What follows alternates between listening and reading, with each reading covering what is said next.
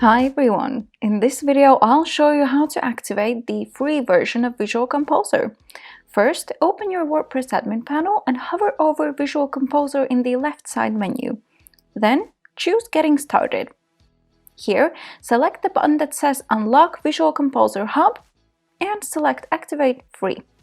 Here, you'll have to write down your license key, and to get it, click on this myvisualcomposer.com URL. Now write down your email address, and here's your license key.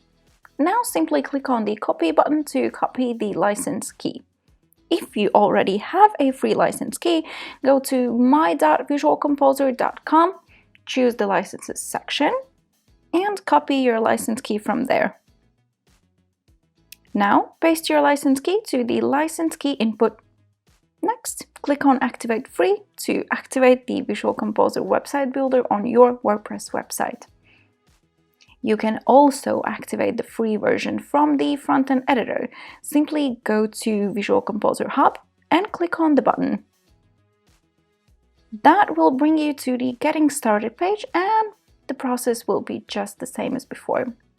Now you've got an active free license. Thank you all for watching and enjoy!